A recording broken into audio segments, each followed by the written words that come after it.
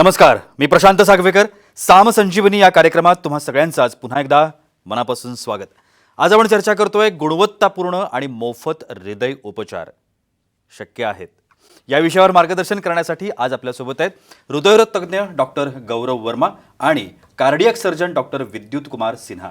आपण दोन्ही पाहुण्यांचं स्वागत करूया. दोन्ही पाहुण्यांचं अगदी मनापासून स्वागत. चर्चेला सुरुवात करायची आहे, मात्र त्याआधी आपण दोघांची ओळख करून घेऊया. आपल्या सोबत आहेत उत्तर महाराष्ट्रामधले सुप्रसिद्ध हृदयरोगतज्ञ डॉक्टर गौरव वर्मा. डॉक्टरांबद्दल सांगायचं म्हटलं तर त्यांचे सुरुवातीचं जे वैद्यकीय शिक्षण आहे ते इंदोर इथं झालं. त्यानंतर DM cardiology KM hospital Mumbai या ठिकाणी झालं. सर आपल्या विषयामध्ये अतिशय हुशार आहेत आणि गोल्ड मेडल धारक सुद्धा आहेत. सर हे अष्टपैलू कार्डिओलॉजिस्ट देखील आहेत आणि एन्जिओप्लास्टी, डिव्हाइस क्लोजर तसंच बलून्स प्रोसिजर, पेसमेकर या शस्त्रक्रिया देखील ते उत्तम रीतीनं करतात. सर शिर्डी येथील साईबाबा रुग्णालयामध्ये अतिशय काळजीपूर्वक रुग्णसेवा करत होते. कॉम्प्लेक्स एन्जिओप्लास्टी ही सरांची विशेष जमेची बाजू आहे. आत्ता सर पूर्णवेळ SMBT हार्ट इन्स्टिट्यूट या ठिकाणी पूर्ण वेळ आपली सेवा पुरवत आहेत. आपल्यासोबत जे दुसरे पाहुणे आहेत कार्डियक सर्जन डॉक्टर विद्युत कुमार सिन्हा. डॉक्टरांबद्दल सांगायचं म्हटलं तर डॉक्टरांनी शिर्डी येथील साईबाबा हॉस्पिटलची CVTS डिपार्टमेंटची उभारणी केली, पायाभरणी केली. सर अगदी जिद्दीनं आणि चिकाटीनं रुग्णांवर शस्त्रक्रिया करून त्यांचे प्राण वाचवण्याचं काम करतात. आर्टेरियल ग्राफ हा सरांची स्पेशालिटी आहे असं म्हणायला हरकत नाही. दोन्ही पाहुण्यांबद्दल आपण जाणून घेतलेलं आहे आणि चर्चेला मला सुरुवात करायची. पुन्हा एकदा दोन्ही पाहुण्यांचं अगदी मनापासून स्वागत. गौरव वर्मा, आपल्यासाठी आपला पहिला प्रश्न आहे. खरं तर गुणवत्तापूर्ण आणि मोफत हृदय उपचार याविषयी आज आपण बोलणार आहोत. मुळात ही शंका मनामध्ये असते की हे शक्य आहे का, काय सांगता येईल? सर्वप्रथम सगळे बंधूंना आणि भगिनींना माझा सप्रेम नमस्कार. आणि ते अतिशय महत्त्वाचा प्रश्न आहे आमच्यासाठी पण. आणि आजच नाही, 5 वर्षे आधी पण ज्यावेळेला आपण SMBT हार्ट इन्स्टिट्यूटची कल्पना मांडली होती त्यावेळेस आम्हाला एक प्रश्न होता की काय आपले मध्यमवर्गीय लोकाला ज्या उपचाराची गरज आहे किंवा मोठे हृदय शस्त्रक्रियाची गरज आहे त्या लोकाला सरकारी दर्जावर किंवा मोफत खाजगीसारखा ट्रीटमेंट भेटू शकतं का. बरोबर. ते ध्येय राहून आपण एक SMBT हार्ट इन्स्टिट्यूटची संकल्पना केली होती. आणि गेले 5 वर्षापासून आपण फार चांगला काम करून राहिले ते आम्हाला वाटतोय. आणि गुणवत्तापूर्ण आणि दर्जाचा ट्रीटमेंट ज्या आपण म्हणतोय ते पण देऊ राहिले. आणि आम्हाला ज्या हॉस्पिटल आहे त्यामध्ये कुठे पण क्वालिटी कॉम्प्रोमाइज झाली नाही आहे. कुठे पण गटजोड वगैरे कुठे ज्या इन्स्ट्रुमेंट्स आहे सगळे इंटरनॅशनल क्वालिटीचे आहे. त्याच्या ज्या मानक आहे ते आपण ज्या बेस्ट हॉस्पिटलला असतं ते बघून आपण ठेवलं आहे.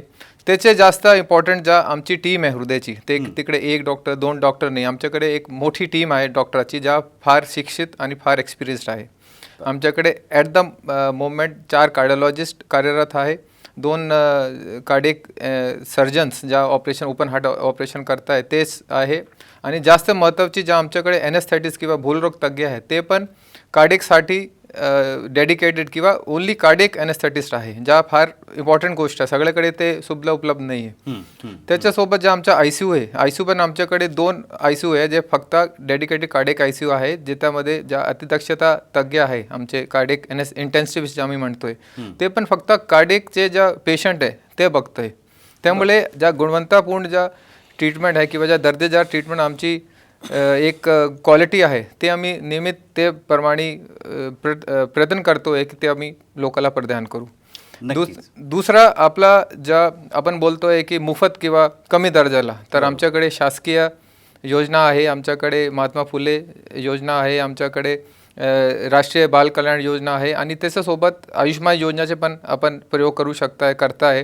आणि ते राहून पण समजा काय पेशंटला कार्ड नाही आहे किंवा ते अफोर्ड नाही करू शकता तरी पण आमच्या अल्प दराला सगळं ट्रीटमेंट होतं आहे.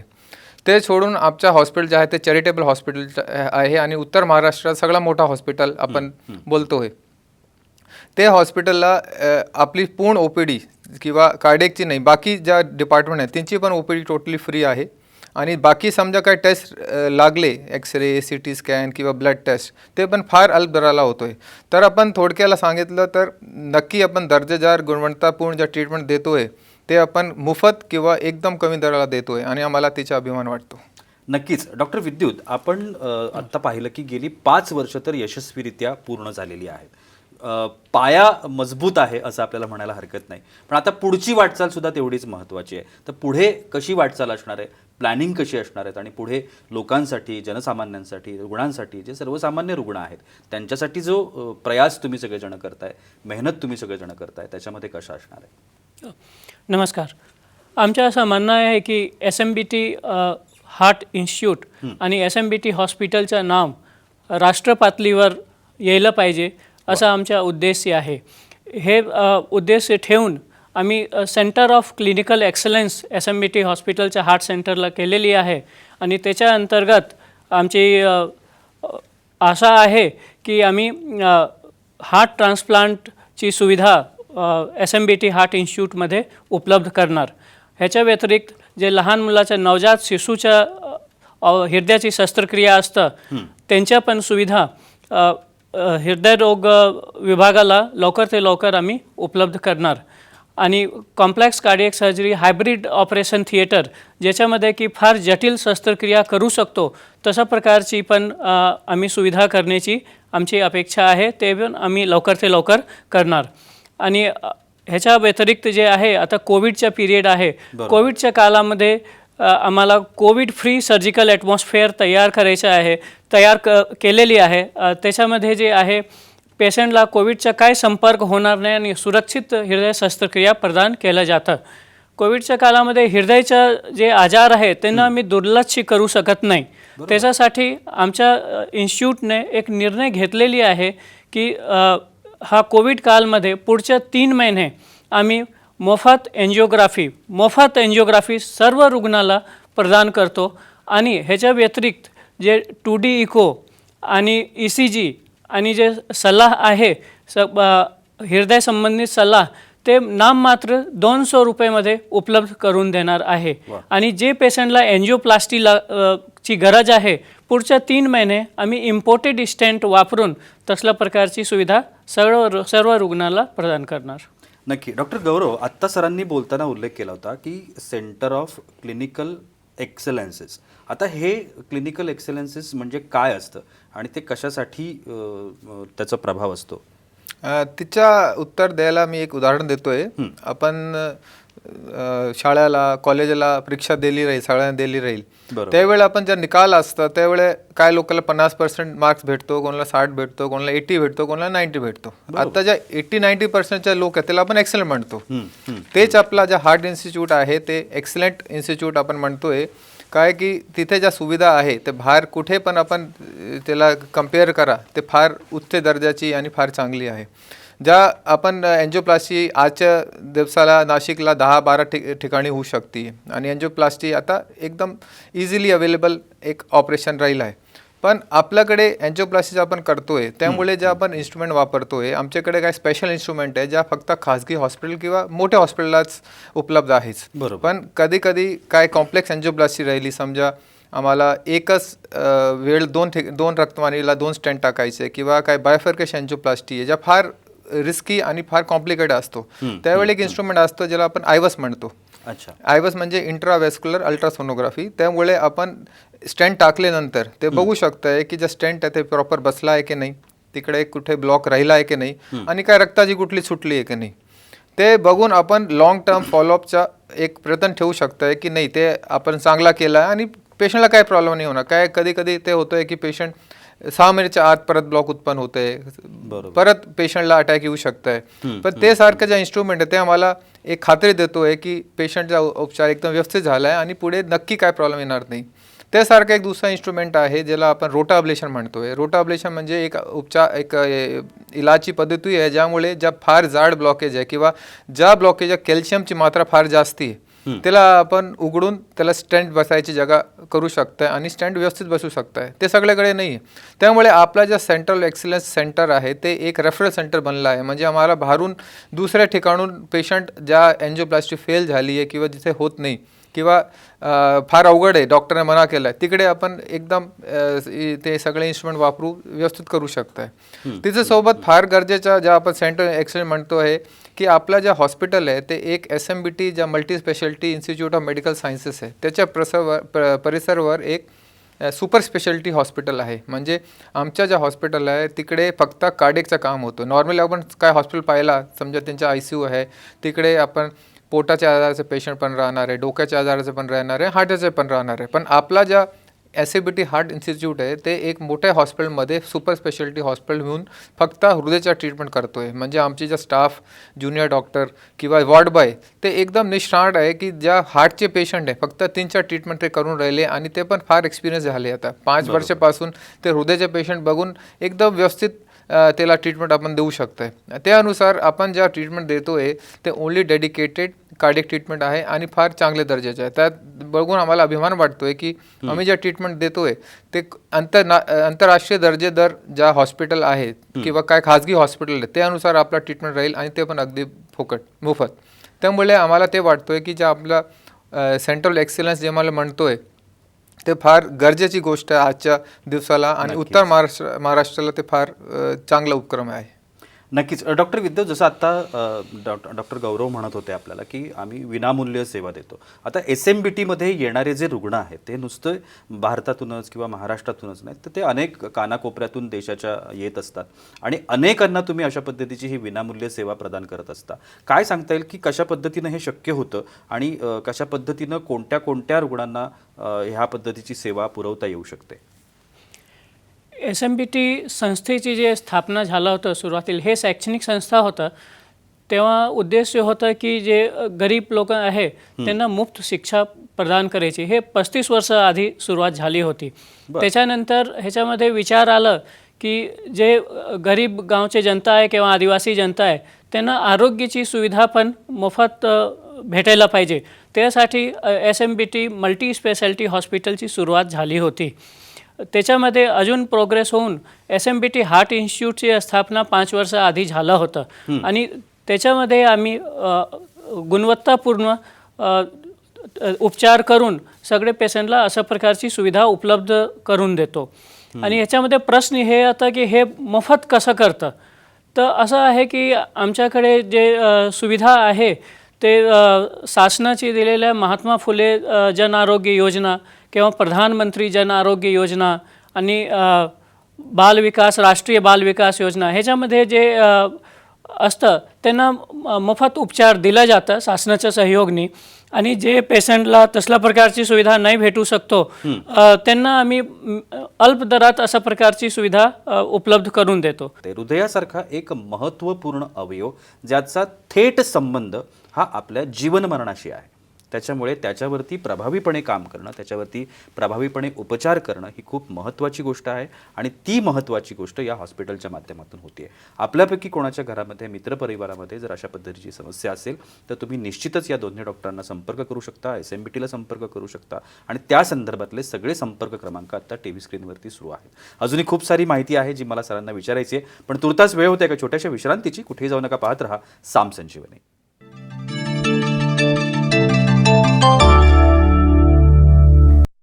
विश्रांतीनंतर साम संजीवनीमध्ये तुम्हा सगळ्यांचं पुन्हा एकदा मनापासून स्वागत.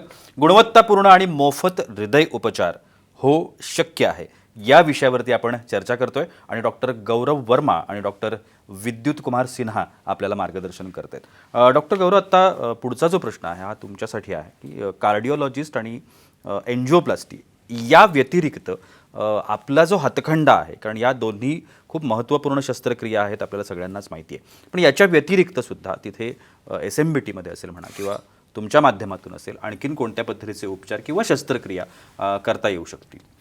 आता हृदय जे आहे एक फार महत्त्वाचा ऑर्गन आहे आपल्या शरीरासाठी आणि हृदयाला वेगवेगळे प्रकार किंवा वेगवेगळे हिस्से असतात. तर बरोबर, कोणते पण हिस्सेला समजा काय